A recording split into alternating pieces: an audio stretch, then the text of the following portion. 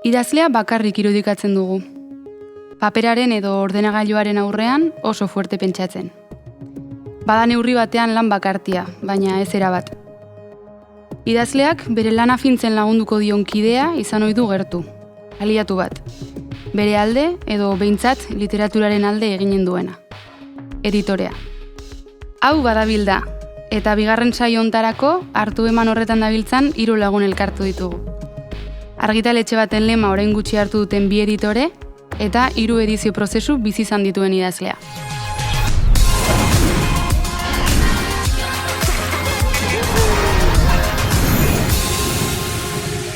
Garazi Arrula idazle, itzultzaile eta editore Tafaiarra da.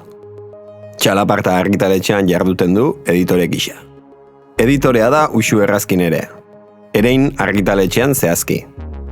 Irakurle amorratua izanik ere, ez ustean heldu zitzaion proposamena iruindarrari. Honezkero, 2 urte egin ditu zeregin horretan. Lizar Begoña Sopelaztarra ez da oraingoz behintzat editorea. Baina beste aldea, idazlearena ondo ezagutzen du. 2 poema liburu argitaratu ditu, Susa argitaletxearekin bata, Balea Zuriarekin bestea.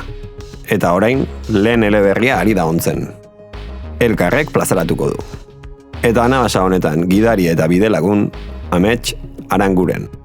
Kaixo irurei ongi etorri, eta eskerrik asko gure gonbitea onartzeagatik.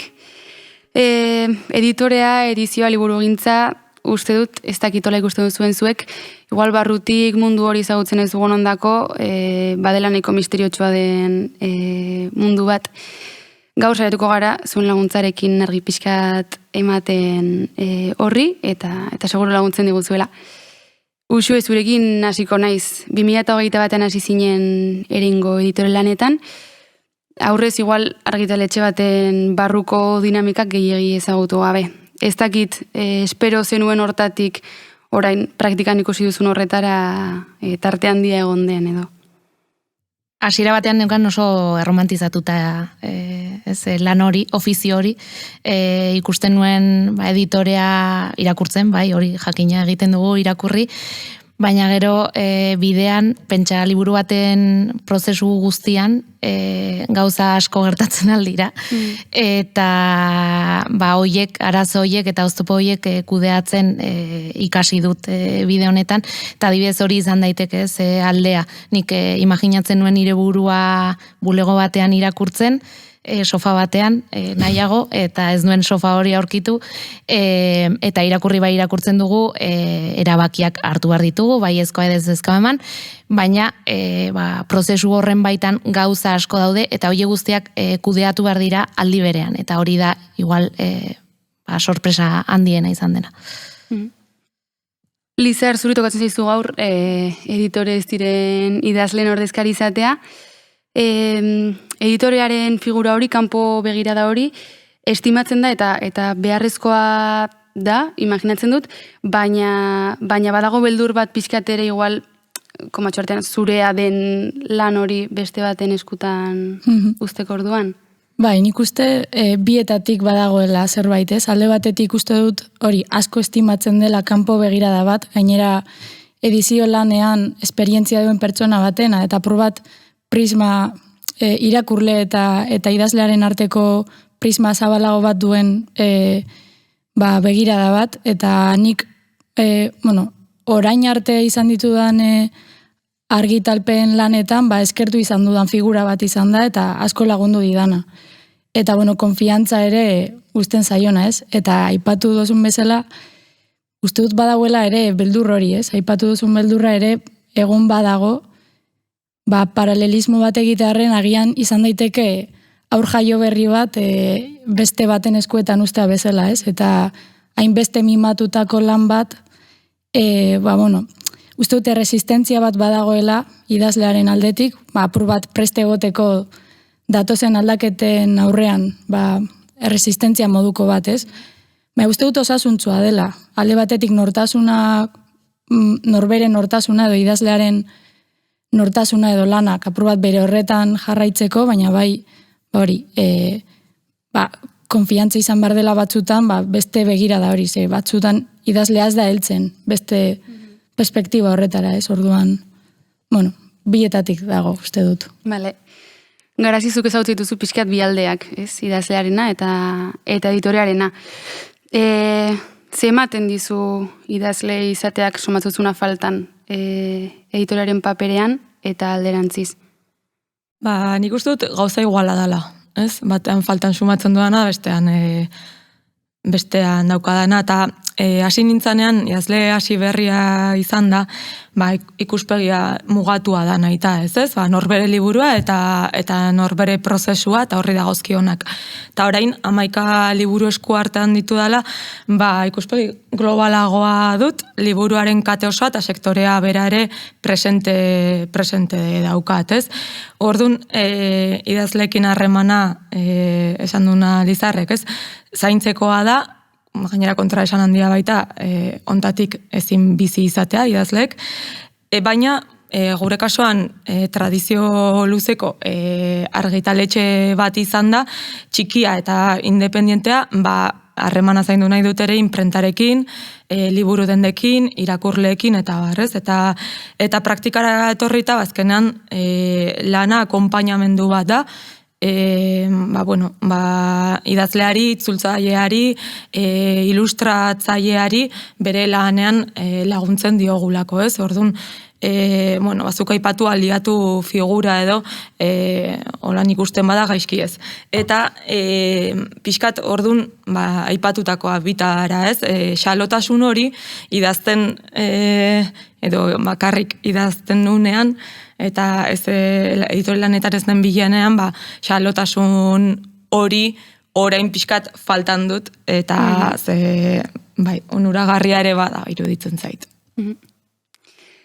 Editore batek, editore lanetan ari denean, non kokatu behar ditu bere gustoak?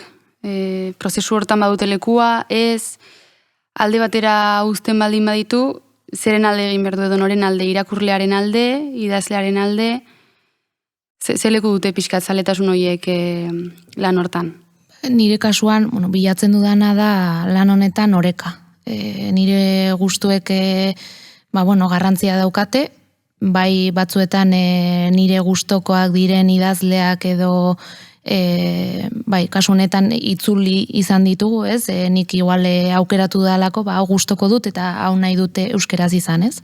Hori alde batetik eta beste alde batetik begiratu bartzaio merkatuari eta irakurleari azkenean indarrean dauden joerak, pixka bat hori jarraitu, ez?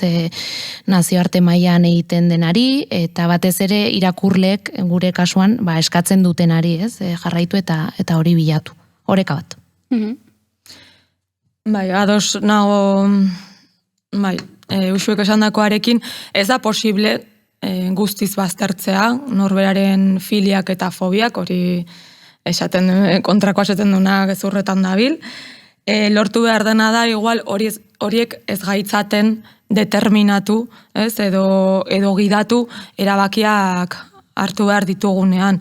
Aztu egiten zaigun maiz, editorea zagola bakarrik, ez, lantalde batean ari dela, esan dugu argitaletxe batean ibilbide bat daukana eta baldintzatzaile batzuekin ari dena, ez? Usuek aipatu bezala. Nik ez dut publikatzen beti nahi dudana eta eskerrak. Askoz aberasgarriagoa da zentzu guztitan. Besteek ematen aldizutena eta azkenik esan behar da ere okertzen garela edo ez dugula beti asmatzen eta uste dut esan beharra dagoela hau ikasbide bat delako. Nire puntotik azkenan ez daukat edizio lanaren ikuspegi hori, baina uste dut hori negoziazio bat izan daitekela irakurlea eta editorearen artekoa, ez? Eta apur bat filia edo zuk Garazik aipatu dituen filia horiek edo murriztaiak izan ez daitezen apur bat oreka hori bilatzea edo, ez? Ez dakite, idazleak ere eskertzen duelako apur bat bere lana bere horretan mantentzea edo sentitzea bere lanaren muinak hor jarraitzen duela, ez? Prozesua bukatzen den puntuan ikustea, hau da nik hasieratik hau nahi nuena edo gutxienez nire isla edo ez galtzea, ez? Bide horretan badakit prozesua luzea dela, izan behar dela kontutan, irakurlearen begira da, usuek aipatu du ere, apur bat nazio artean egiten den, eta apur bat, beste hainbat perspektiba, baina hori, apur bat oreka hori, irakurlearen, idazlearen lana apur bat, esentzia hori, bestea edo, ez?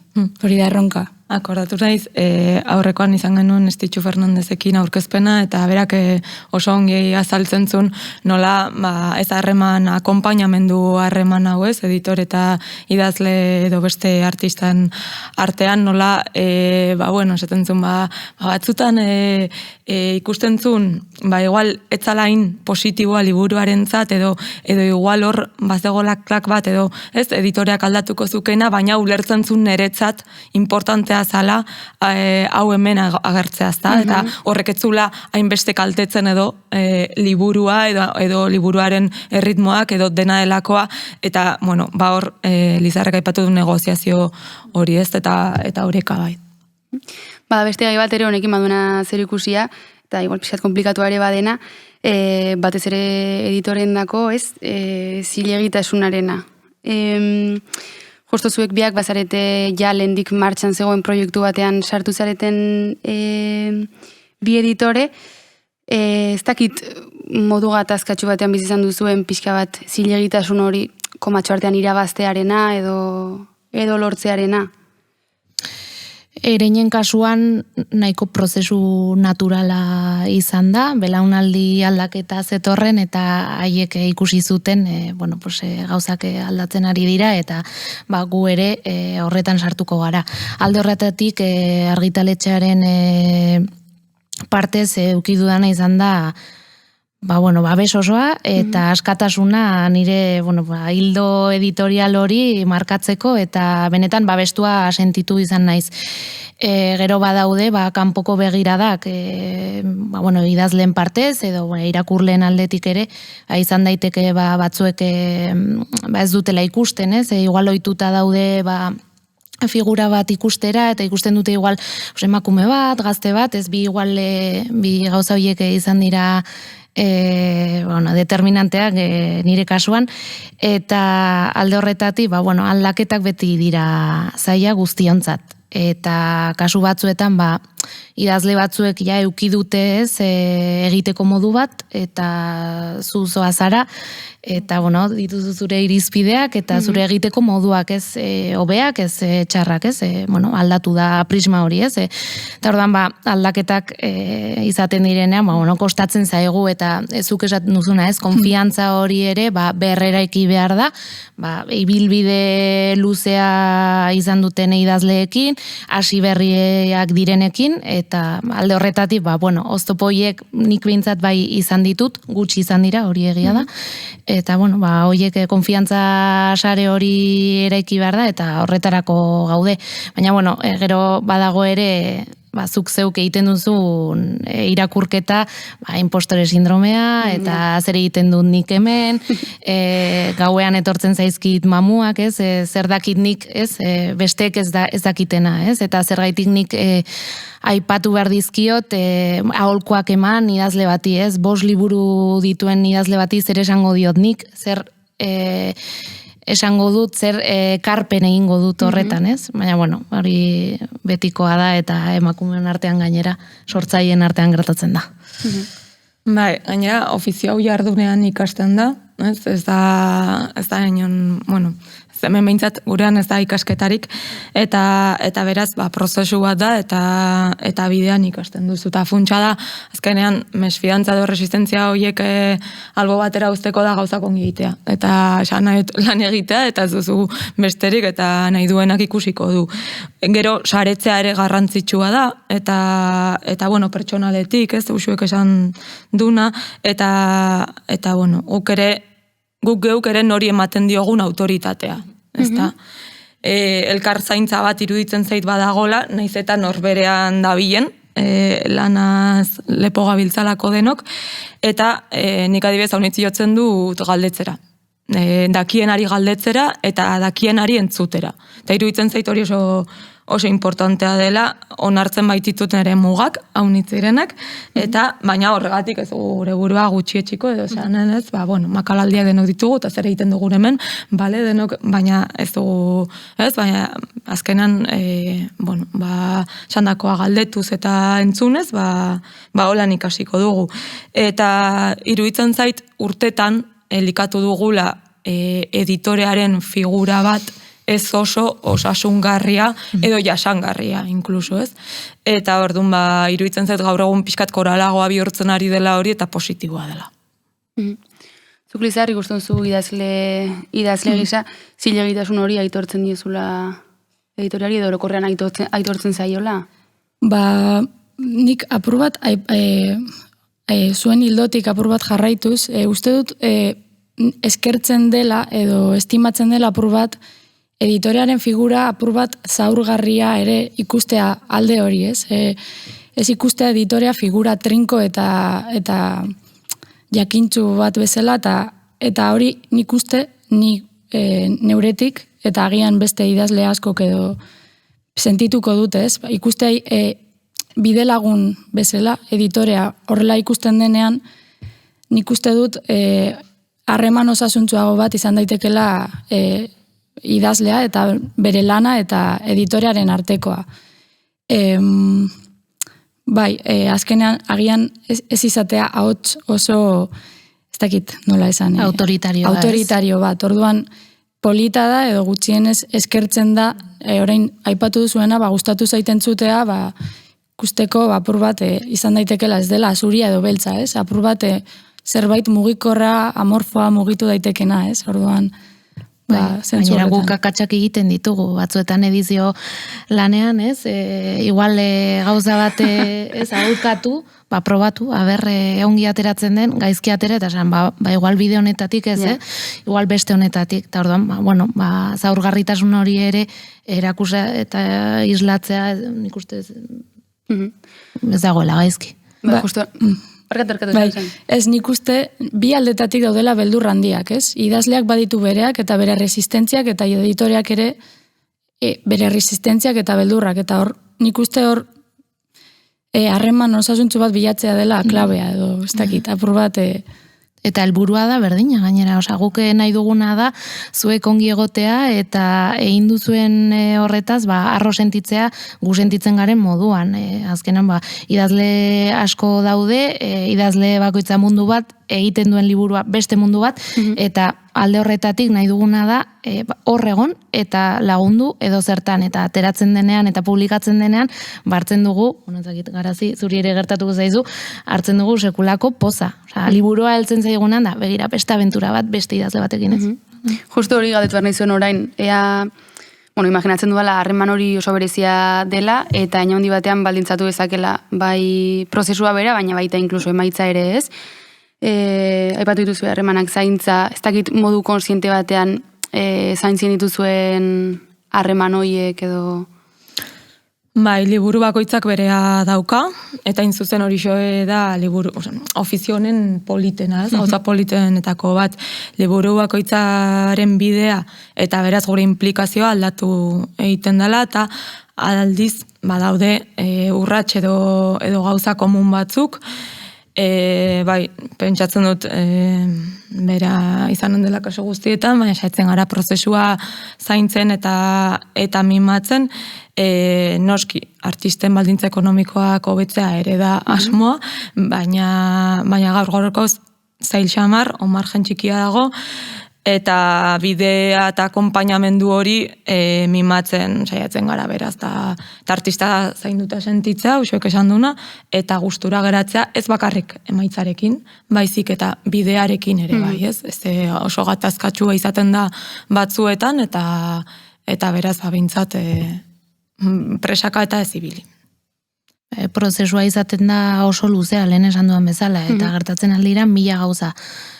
Prozesu horretan konfiantza lantzea da dauka bere biziko garrantzia, eta ni duela 2 urte sartu nintzenean ereinen, nik buruan neukan, hori material literarioak zeukala garrantzia, baina ikasi dut 2 urte hauetan material humanoak ere sekulako garrantzia duela, eta Garazik esan duen bezala, akonpainamendu hori niretzat da behintzat garrantzitsuena, eta lortu nahi dana da, idazlea eroso sentitzea, ariketa oso individuala da, idaztearena, baina, hor egongo gara, inguruan, eta, arazoren bate baldin badago, behintzat, hor gaude deitzeko, edo begira, hemen ez dute oso argi ze amaiera egin nahi dudan, eta, hor egon entzuten, ze batzuetan, iten dugun gauza bakarra da entzun, eta hor egon, Importantea da hori ere. Bai. Eta hori, geroz eta zorionez, geroz eta ideiare oso bakartia da, idazlean baina gozta gutxiago, iruditzen zait. Eta eskerrak ere horri, eta pixkat ikusten dela, ez dela bera bakarri, baizik eta horrez izan ditun influentziak, solasak, irakurketak, besteekin konpartitutakoak, eta hartutako kafeak, ez? Hori ere bai. Ados nago esan duzuenarekin, konsiente izatearen ideia ere bai uste dut garrantzitsua dela, bai harremana, bai sortzen den prozesu horren, hau da, ikustea ze fasetatik igaro den lan baten ibilbidea, eta ikustea hasieran zena, eta bukaeran bilakatu den hori, eta konsiente izatea, horren konsiente izatea ere uste dut garrantzitsua dela, ez? Apur bat ikusteko ze aldaketa izan dituen, zeintzuk eta zergatik izan diren aldaketa horiek, azkenean horrek hori da bukaeran argitaratuko dena, ez? Eta genealogia. Bai, apur bat konsiente izatea aldaketa horiek edo nondik datozen, zergatik, nork eragin dituen, beste barik, bai. Aipatu duzue lehenago ere, pengizizuet galdetu. Badago beste gai bat ere, dena zer argitaratu eta zer ez. Ez da gildizar, idazlearen lekutik, ezko baten beldurrak ze puntutaraino baldintza ezaken idazketa prozesu hori. Bai, nik uste beti dagoela, azkenean, nire kasua egia da, sariketa lehenengo argitalpena, sariketa baten bidez izan zela, eta noski, badaukazu figura hori buruan, edo irakurle horren figura, ez? Epaile edo dena delako horren figura. Eta horrek, nahi eta nahi ez, badu bere eragina eta baldintzatzen du, ez? Dena dela nik uste dut, ni saiatzen naiz, eta hitz egiten dut, nire puntutik, ni bai saiatzen naiz, alik eta eragin gutxien izatea figura horrek, ez dudalako nahi ere idatzi garaiari lotutako eta azkenan egiten da, nik ere baditut nire zeharkatzen nauten ez dakit, zelan faktore batzuk edo, eta egiten dut nire garaiari lotutako edo zer, baina ez nuke nahi horrek baldintzatzea gehiegi edo. Ez, gure aldetik, azken oso zaila da, ez ezko bat ematea, badakizu idazle horrek eman dizuna dela onena. Eta pasioz egin duela, bere bihotz guztiagarri duela hor, eta zuzoaz, eta esaten diozu ezetz. Ze aurpegirekin esaten diozu ezetz, gainera. Ematen dituzu arrazoiak, ez? Badaude, arrazoi batzuk, argudioak ematen dituzu, baina badakit azkenean horrek mina sortzen duela, ez? Zuke hainbeste jarri duzun horretan, norbaitek, ez? Hirugarren pertsona batek esaten dizu ez duela balio. Igual ez du horrela esaten, ez? Ez du balio edo gaia askotan aipatu da, edo igual egiteko idazteko moduak ez dago asebete, edo dena delako, ez? Arrazoiak izan daitezke milaka, baina, alde horretatik, guk uste dut badakigula, ez? Zer den ez ezko hori ematea eta jasotzea, eta alik eta modu honenean eta saiatzen gara egite, baina, badakigu zaila dela. Bai, ados, ez dut errepikatuko. Eta, san bezala, batzutan ez dugu asmatzen. Eta esaten ditugu ezkoak, eta gero da mutu edo aldrebes, ez? Gainera beti gabiltza lan ez lepo, eta ez da bat ere onuragarria, esan nahi dute, ez du gauza honik ekarriko presaka ibiltzeak, baina ala ibiltzen gara. Ta alere, sinesten dugu ez, egiten dugun hortan, iruditzen zaigu badaukala balio simboliko, balio material eta kultural eta bar, bat, baina, bueno, ez du gaztu behar ere orain Pamilak duela gutxi argitaratu zuen Nutxio Ordineren alferrikakoaren balioa, eta, bueno, pixkat, balio hori ere batzutan aztu egiten zaigu, iruditzen zait, eta horri bidere eman beharko genioke, batzuetan edo behintzat saiatu eta edo balio estetiko hutsean fijatu, eta iruditzen zait askotan oso uniformizaziora jotzen dugula edo gaur egun panorama pixkat hori dela, ez? Aurreko batean entzuten nion Itziar Ugarteri aipatzen Xabier Gantzarainen saldi bat, justo uste dut, zuloa aterazenekoa zala, eta esaten zuen gaur egun ez da ezer sedimentatzen. Ez da, iruditzen zait gaur egun ordukoa da, baina berdin balio duela gaur egun, eta iruditzen zait batzuetan joko beharko genukela ere editoreok, gure kasuan, sedimentazio horren bila, ez? Eta pixkat aztuxeare baduguna. Entzun izan dugu, ez, Euskal Herrian badelagian idazle gehiago, irakurle baino, ez dakit hori egia den, ez, baina, bueno, hori aipatzen da. Ez dakit horrek pistarik ematen duen panoramaren inguruan, edo badiren beste gauza batzuk, ez dakit, panorama den bezalakoa izate egiten dutenak. Bai, bueno, a ber, gure azkenean jardunean egiten duguna da erabaki, eta hor daukagu zakit nola esan, gure erabakiak egingo du euskal literatura edo diseinatu, ez? Eta irakurleek topatuko dutena izango da gure filtrotik, ez? Atera den hori, ez? Irakurleak galtzen ari gara, hori egia da. Gu saiatzen gara, irizpide batzuen arabera, erabakitzen, liburuak zein aterako diren, zeintzuk izango diren, eta alde horretatik uste dute lana daukagula. Nik behintzat, horretan, saiatuko naiz, ezakin nola esan, liburu horiek aukeratzen ditudanean, faktore batzuk kontuan hartzen.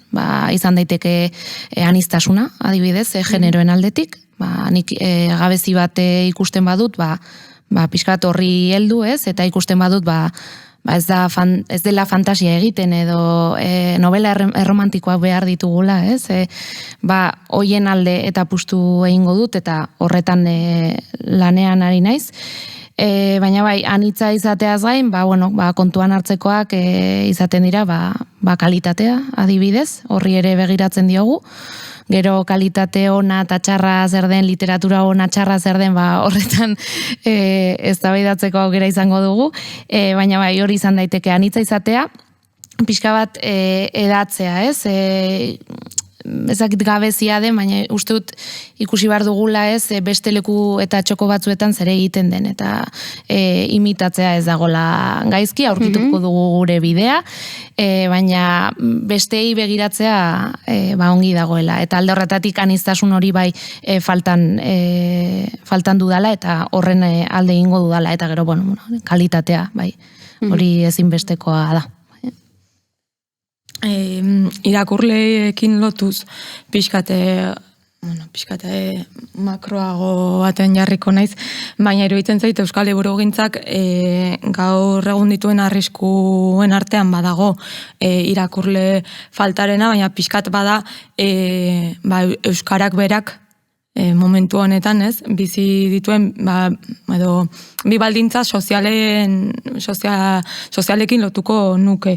Batetik, bi hizkuntza hegemonikorekiko edo hegemonikoen aldean eremu berean bizitzeak ekartzen dion egoera diglosikoa, hori batetik, eta bestetik ezartzen zaion aurrera egiteko, Euskal Liburugintzari aurrera egiteko, ezartzen zaion baldintza ekonomikoa.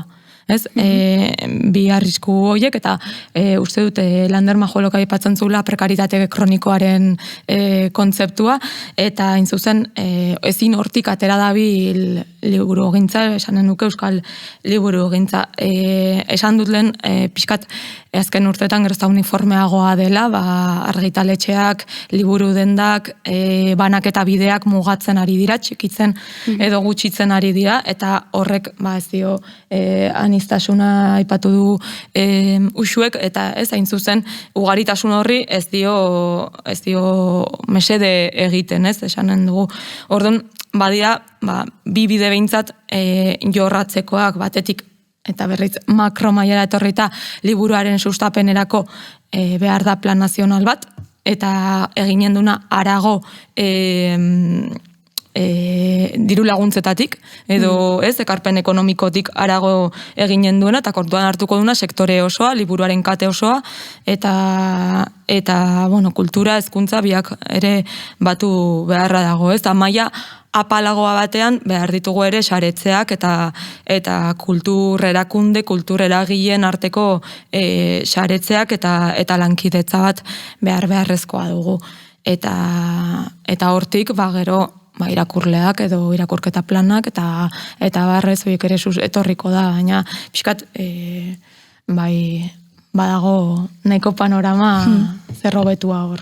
Nik garazik makrotik begiratu du, nik mikrotik zerbait eranztearren edo, nik bai bizi dut apur bat irakurleen panorama, nik ezingo neuke esan agian liburugintza, euskal liburugintza nola dagoen edo, handi geratzen zaitu uste dut, baina mikrotik esan nezakena da, poesia eta euskeraz, aipatu duzuen bezala hori, bi hizkuntza hegemonikoren artean egoteak badu eragina, eta idazle bezala nabari dela irakurle klubetan, edo egiten diren liburuaren ibilbideak ere, apur bat izan daiteke generoagatik, edo dena dalakoagatik, baina ibilbidea geratzen dela apur bat, gutxi ez daukala oihartzun handirik, edo geratzen dela apur bat hor anekdota bezala, ez? Eta, alde horretatik, nik pena apur batekin bizi dut, belaunaldi berriak ere ez ditu dalako ikusten askotan irakurle plazetan, edo ez dakit nola esan, horrelako espazioetan, ez? Ni Bizkaian, esan ezake Bizkaia mailan, horrelako tokietara hurbiltzen den jendea faltan dut, agian gure belaunaldiaren presentzia hori. Eta, aipatzearren apur bat, beste plano batetik hitz egitearren. Baina, bi planoak oso lotuak daude, esan nahi dut akordatzen naiz, alako beste foro batean, Leire López Zilbagak, justo Susanako editoriak, aipatzen zula nola, berarentzat, ari ginen esaten euskaraz publikatzea autopolitiko bat dela gaur egun, berak esaten zuen berarentzat ere poesia argitaratzea bazela autopolitiko bat, ez? Hain zuzen poesia zirkulazioa bermatzea eta sendotzea aldera, ez? Oso lotuak eta holan gaude gaur egun autopolitikoak egiten. Orduak eman genitzake honen bueltan izkietan, baina denbora mugatua dugu eta gaurkoa bukatu zaigu. Azken galdera bat joan aurretik, ez dakitzuek, heldu zaigu, azken, asteotan imprimategietan pixkat ibiltzen direla lanez lepozuek ere bai. Ez dakitena prest duzuen, badakizuen zenbat talera manen duzuen liburu bakoitzetik, eta hori guzia? Ez dago dena prest, baina imprimategikoa ez da gure kulpa, agendak eta aurren urteko agendak eta... Ez zuei aurpegiratze bat lehesei. Dena prest, ez, oraindik falta zizkigu liburu batzuk imprentara bidaltzeko, azken ukituak ematen, erratak begiratzen, eta hori guztia, baina egia da imprimategietan bidaltzen ditugula liburu guztiak denak batera, eta claro, zer egiten aldute beraiek, esan, behar dugu liburu hau egun honetarako, eta ez bada iristen, igual zuek ez arete iritsiko Durangora, eta hori nahi dugu ez, Durangon egon. Zuk lehizar bauzu plana egina? Bai, noski. Oraindik ez daukat oso prest zertan, edo eze hitzalditara edo joan, baina diru zorroa prest apur bat hori, referentzia berriak, eta egiten ari diren lan berriak irakurtzeko, eta ezagutzeko. Ziongi, han eginen dugu topo. Eskerrik asko Irukote. Zuri, mi esker.